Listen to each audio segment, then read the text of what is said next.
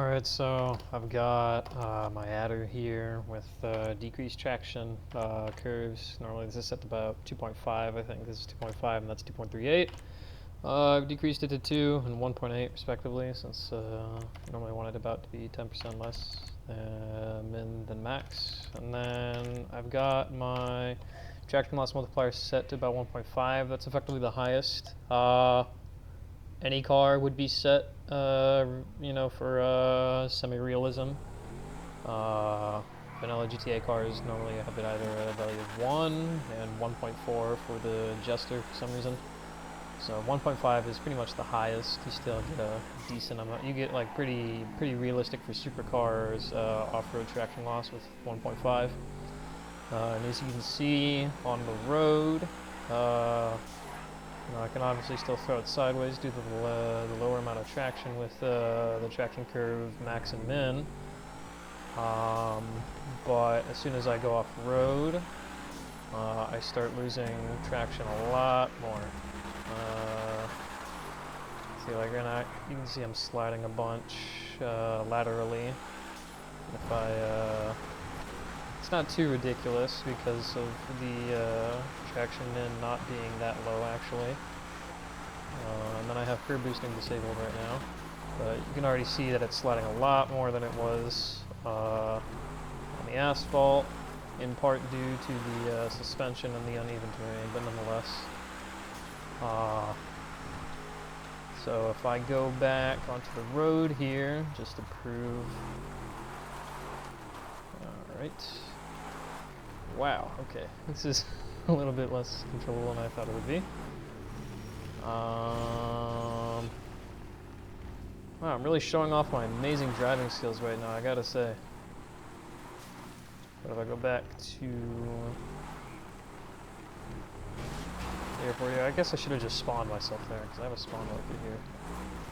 But if I go back to asphalt, all of a sudden the sliding, like even if I push the e-brake, the sliding is corrected a lot easier. So it's clear that, we have a difference in off-road traction and on-road traction with the multiplier set to 1.5. So just showing what the driving is on asphalt alone. I actually was able to get some speed here. Still pretty decent traction overall. That's due to the traction curve we have right now. Braking is going to be low, but either way, traction's still pretty high on the asphalt, and this has no artificial downforce. And so if I set this to now the lower bound for traction loss multiplier, which is 0, I see no change in the actual traction on asphalt. I'm still, sliding in first gear when turning. Still experiencing the same brake force, still sliding, and this is first gear, and I even have my low speed traction loss multiplier set extremely low here.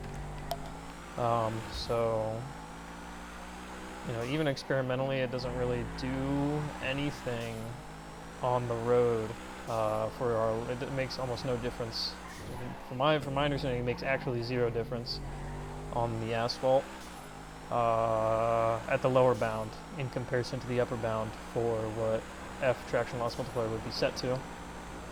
And then obviously, let's just double check to make sure the handling is actually applied. Yeah, it was the same. If we go off-road, it's handling pretty much the same as it is on the road. Same acceleration,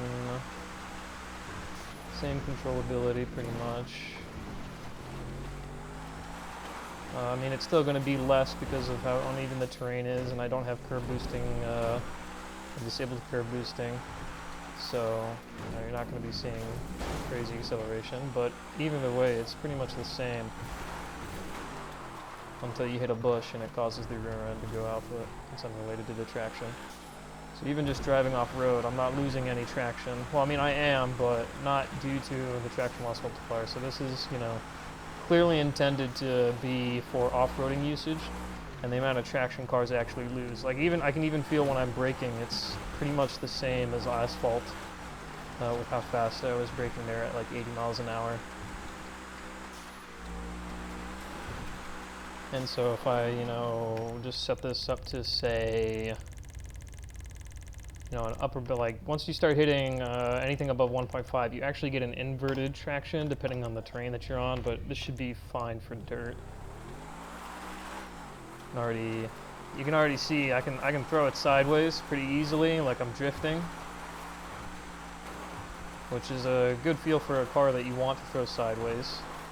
But as soon as I hit the tarmac up ahead on this road, that's not going to be a thing anymore. And I can't even get it above 65 miles an hour because of how little the traction is gaining. And then as soon as I hit the tarmac, right back to normal.